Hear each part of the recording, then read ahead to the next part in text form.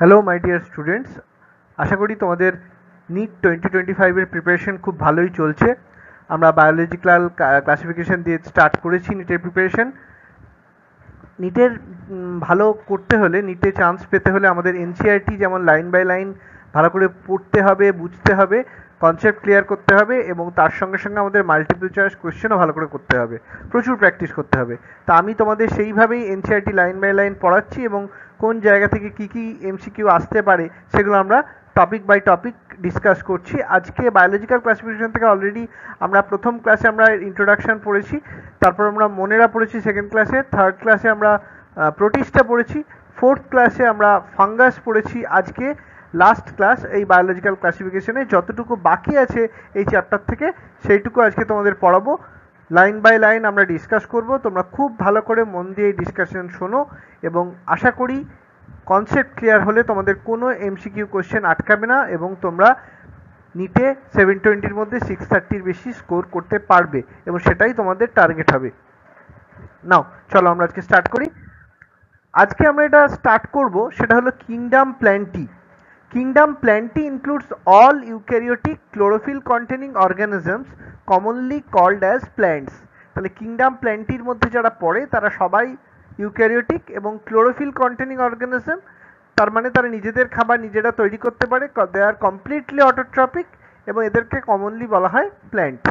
A few members are partially heterotrophic such as insectivorous plants or parasites. কিছু plant আছে যেমন তারা ইনসেক্টিভোরাস হতে পারে বা প্যারাসাইট হতে পারে, পার্শিয়ালি হতে পারে, তারা হেটেরোট্রফিক আমরা তাদের বলতে পারি due to their insectivorous or parasitic feeding habit. Bladderwort and Venus fly trap are examples of insectivorous plants. এরা ইনসেক্ট খায়, এদের বডিতে নাইট্রোজেনের যে ডেফিসিয়েন্সি থাকে সেটাকে ফুলফিল করার জন্য এরা ইনসেক্ট খায়, ইনসেক্ট ফিড করে। এরকম দুটো ইনসেক্টিভোরাস প্ল্যান্টের এক্সাম্পল হচ্ছে ব্লাডারওয়ার্ট আর ভেনাস ফ্লাই ট্র্যাপ। অন্যদিকে কাস্কিউটা হচ্ছে একটা parasitic plant. The plant cells have an eukaryotic structure. আমরা জানি প্রত্যেক প্ল্যান্টই একটা eukaryotic with a prominent chloroplast আছে এদের সাইটোপ্লাজমের মধ্যে, and cell wall mainly made up of cellulose. এদের সেল ওয়াল মেনলি সেলুলোজ দিয়ে তৈরি হয়, এছাড়া এর মধ্যে হেমিসেলুলোজ, লিগনিন, পেকটিন, সুবেরিন থাকে। You will study the eukaryotic cell structure in detail in chapter 8. আমরা থার্ড ইউনিটে যে cell the unit of life বলে যে চ্যাপ্টার আছে সেখানে আমরা সেলের স্ট্রাকচার আর ফাংশন পড়বো, অনেক ডিটেলে পড়বো। তো এখানে আমরা কি বলছি দেখো, plenty includes algae, bryophytes, pteridophyte, gymnosperms and angiosperm. তাহলে প্ল্যান্টির মধ্যে 5টা গ্রুপকে নিয়ে আমাদের পড়তে হবে। প্ল্যান্টির মধ্যে 5টা গ্রুপে আমরা প্ল্যান্টিতে ক্লাসিফাই করতে পারি: অ্যালগি, ব্রায়োফাইট, টেরিডোফাইট, জিমনোস্পার্ম এবং angiosperm. Life cycle of plants has to distinct phases. প্ল্যান্টের যেটা লাইফ সাইকেল তার দুটো ডিস্টিংক্ট ফেজ আছে, the diploid sporophytic and the haploid gametophytic. এদের যে দুটো স্টেজ আছে, একটা হচ্ছে ডিপ্লয়েড স্পোরোফাইটিক স্টেজ আর একটা হচ্ছে haploid gametophytic stage, that alternate with each other. এবং এই স্টেজ দুটো একে অপরের মধ্যে অল্টারনেট করে, এই ডিপ্লয়েড স্পোরোফাইটিক স্টেজ এবং হ্যাপ্লয়েড গ্যামেটোফাইটিক স্টেজ এদের মধ্যে অল্টারনেট করে বলে এই ঘটনাটাকে অল্টারনেশন অফ জেনারেশনও বলা হয়। The length of the haploid and diploid phases and whether this phases are free living or dependent on others vary among different groups in plants. এটা খুব ইম্পর্টেন্ট কথা। তাহলে আমরা কি দেখতে পাচ্ছি, প্ল্যান্টের লাইফ সাইকেলে আমরা হ্যাপ্লয়েড, গ্যামেটোফাইটিক আর ডিপ্লয়েড স্পোরোফাইটিক ফেজ দেখতে পাবো। কিন্তু এই গ্যামেটোফাইটিক আর স্পোরোফাইটিক ফেজের মধ্যে কোনটা ফ্রি লিভিং, কোনটা অন্যটার উপর ডিপেন্ডেন্ট বা কোনটা ডিউরেশন কতক্ষণ থাকবে সেটা কিন্তু ডিফারেন্ট গ্রুপ অফ প্ল্যান্টসে ভ্যারি করে। তাহলে এই ঘটনাটাকে বলা হচ্ছে অল্টারনেশন অফ জেনারেশন। আমরা প্ল্যান্ট কিংডম যখন পড়বো এটা আরো ডিটেলে পড়বো, এই ইউনিটেরই যেটা থার্ড চ্যাপ্টার সেখানে আমরা পড়বো।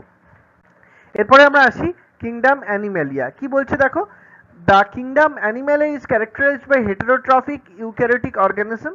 তাহলে এরা দেখো প্ল্যান্টিরা ছিল eukaryotic chlorophyll containing, most of them were autotrophic, 99% autotrophic. কিন্তু এরা অ্যানিম্যালিয়ারা হচ্ছে হেটেরোট্রপিক, তারা eukaryotic organism. They are multicellular and their cell lack cell wall. এদের কিন্তু কোনো সেল ওয়াল থাকবে না অ্যানিম্যালিয়াদের, খুব unique character. They directly or indirectly depend on plants for food. তাহলে এরা যেহেতু এরা হেটেরোট্রপিক, সেই জন্য এরা নিজের খাবার নিজেরা তৈরি করতে পারে না, তাই প্ল্যান্টের ওপরে এরা ডাইরেক্টলি বা ইনডাইরেক্টলি ডিপেন্ড করে। They digest their food in an internal cavity. এরা এদের এই যে ফুডটা সেটা এদের একটা ইন্টারনাল ক্যাভিটি দিয়ে ডাইজেস্ট করে and store food reserve as glycogen or fat. এবং এরা এই যে ফুড রিজার্ভ যেটা আছে সেটা গ্লাইকোজেন বা ফ্যাট থাকে এরা স্টোর করে। দেয়ার মোড অফ নিউট্রিশন ইজ হোলোজোইক। হোলোজোইক মানে বাই ইনজেকশন অফ ফুড। হোলোজোইক মানে কি, এরা তো হেটেরোট্রফিক ফার্স্ট অফ অল, এবং এরা ফুডটাকে ইনজেকশন করে, সেই জন্য মোড অফ নিউট্রিশনটাকে হোলোজোইক বলছে।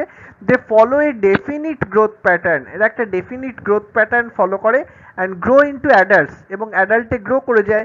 That have a definite shape and size, যার একটা ডেফিনিট শেপ এবং সাইজ আছে।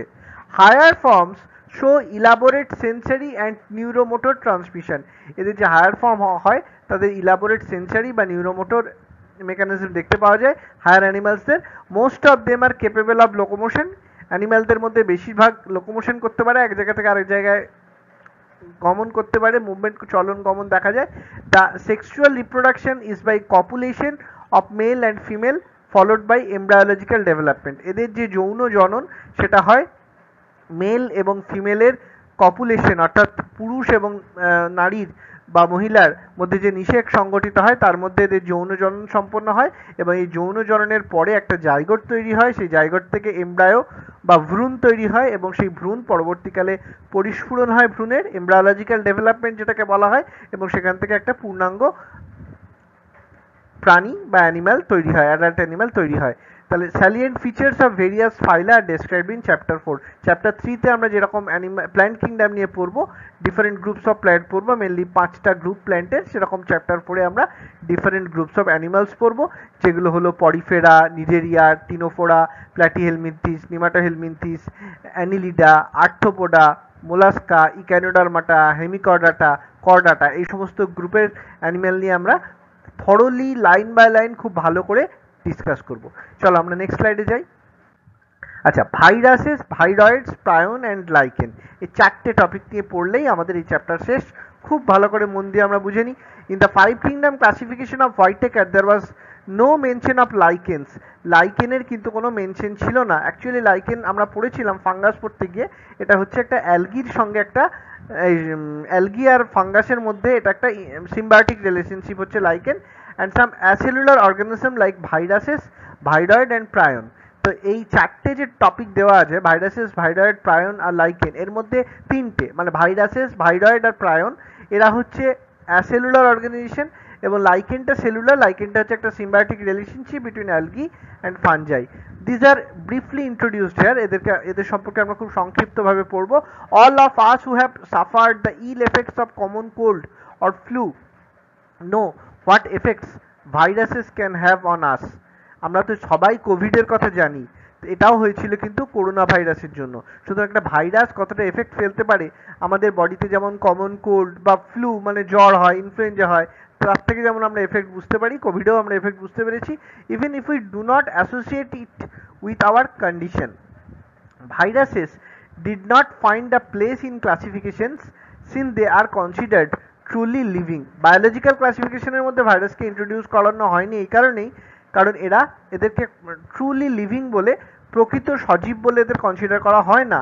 If we understand living as those organisms that have A sell structure, আমরা সাধারণত সজীব বা জীব বলতে বোঝাই যাদের একটা সম্পূর্ণরূপে কোষের গঠন আছে। The viruses are non cellular organisation. Virus হচ্ছে অকোষীয় একটা অর্গানিজম, অকোষীয় আমরা বলবো, that are characterised by having an inert crystalline structure. এটাদের একটা নিষ্ক্রিয় কেলাসিত গঠন রয়েছে ভাইরাসের ক্ষেত্রে। Outside the living cell, living সেলের বাইরে বা সজীব কোষের বাইরে এটা থাকে।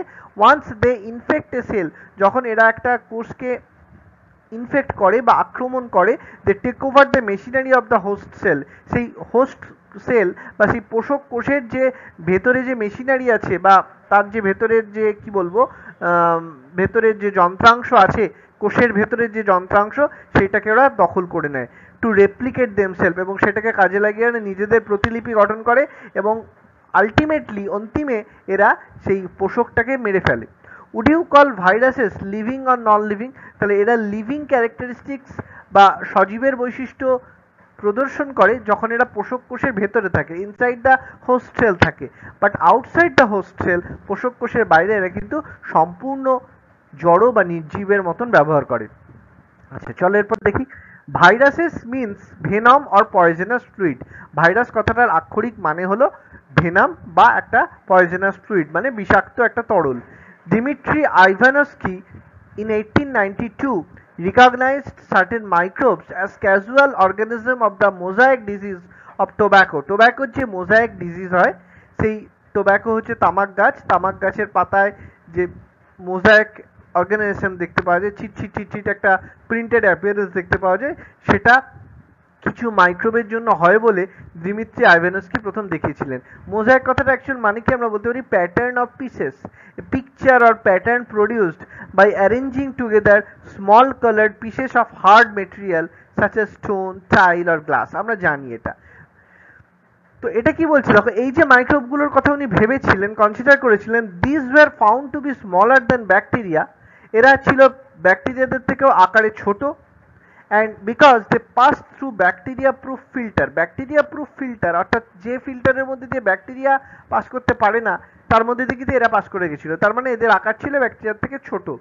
তারপরে কি বলছে দেখো, 1898 মানে আরো 6 ইয়ার্স পরে, 6 বছর পরে, MW Beijerinck demonstrated that the extract of the infected plant, MW Beijerinck কি বললেন যে তিনি দেখিয়েছিলেন যে extract of the infected প্ল্যান্টের যদি এক্সট্রাক্ট আমরা নিই অফ টোব্যাকো, সেই টোব্যাকো তামাক গাছের পাতা যদি আমরা নিই, it could cause infection in healthy plants, healthy প্ল্যান্টের মধ্যে এরা ইনফেকশন তৈরি করতে পারে, and named the new pathogen virus. এবং MW Beijerinck কি এই নতুন প্যাথোজেনের বা যারা ডিজিজ কজিং অর্গানিজম, রোগ সৃষ্টিকারী, তার নাম দিয়েছিলেন virus, and called the fluid as contagium vivum fluidum, হ্যাঁ মানে ইনফেকশাস লিভিং ফ্লুইড, এটা তিনি নাম দিলেন। এটা একটা ইনফেকশাস মানে যেটা ইনফেক্ট করতে পারে, রোগাক্রমণ করতে পারে, সেরকম একটা তরল।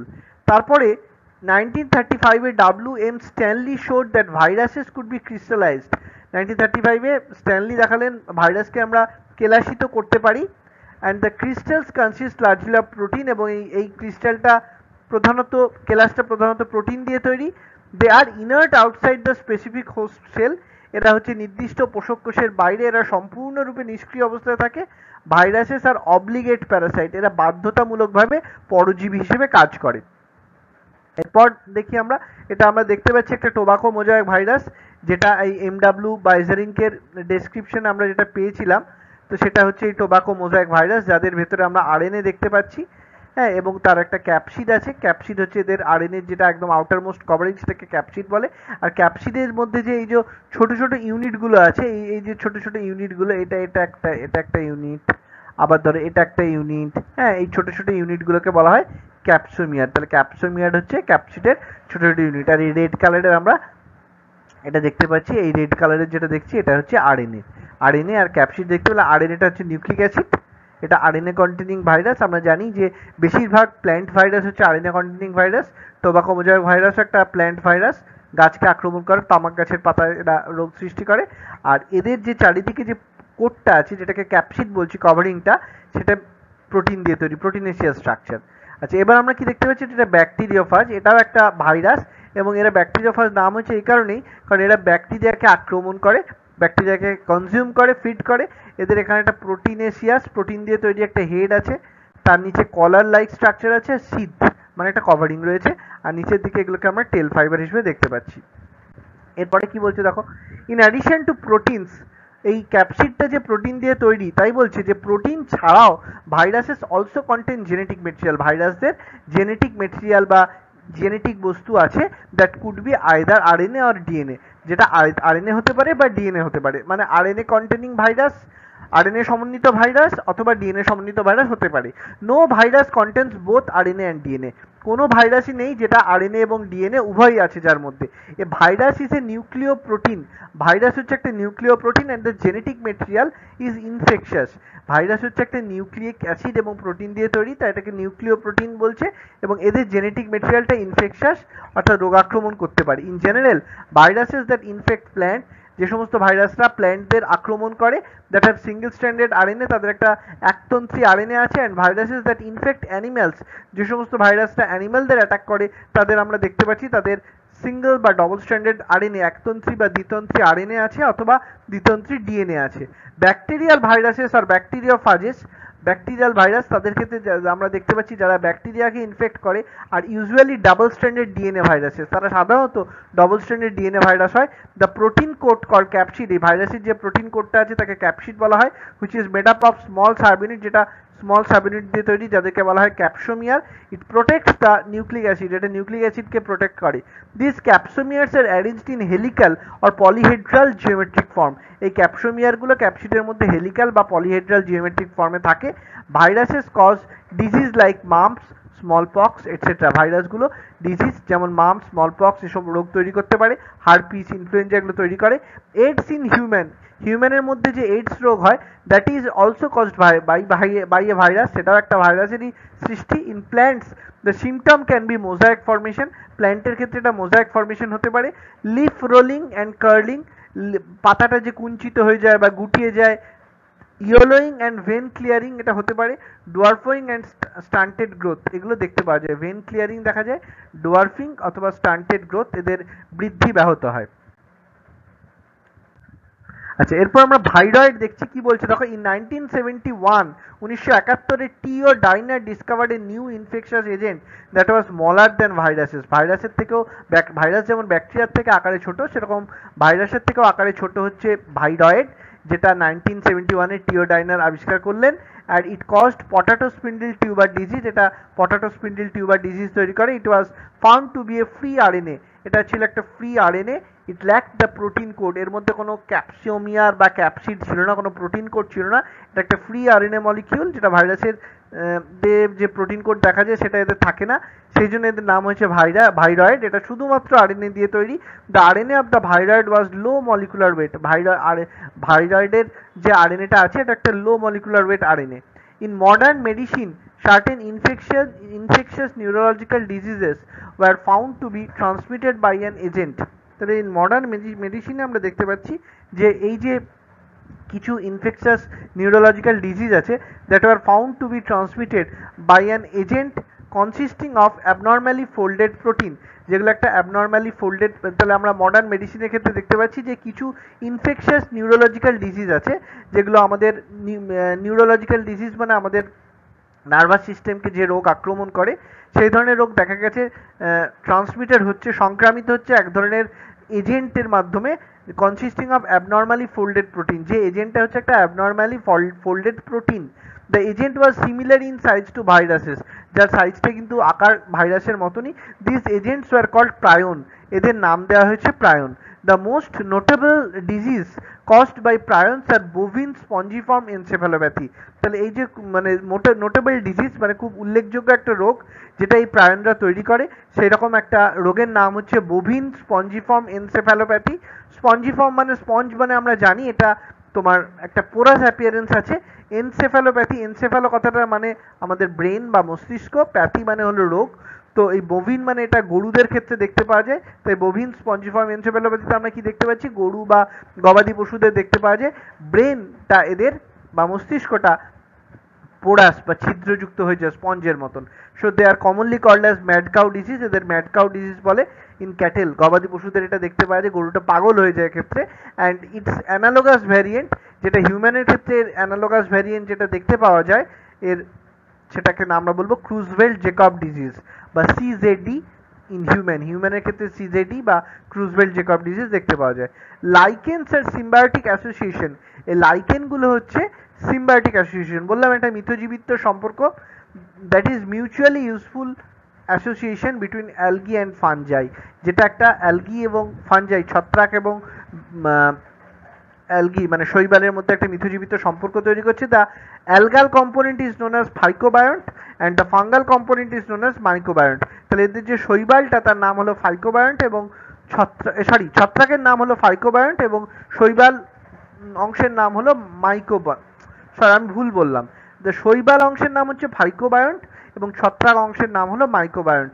তো এর মধ্যে ফাইকোবায়ন্টরা হচ্ছে অটোট্রপিক, এরা নিজেদের খাবার তৈরি করছে এবং সেই খাবার ছত্রাকরাও গ্রহণ করছে, আর ছত্রাকরা হচ্ছে হেটেরোট্রপিক। তাহলে এই শৈবাল অংশ যেটা, সেটা ছত্রাকের জন্য খাবার তৈরি করে এবং এই ছত্রাকটা শৈবালকে আশ্রয় দেয় এবং মিনারেল নিউট্রিয়েন্টস বা ওয়াটার সাপ্লাই করে এর পার্টনারকে। So close is their association, এদের যে অ্যাসোসিয়েশন, এদের যে পারস্পরিক সমঝোতা, এটা এতটাই নিবিড় that if one saw A lichen in nature, one would never imagine that they had two different organisms within them.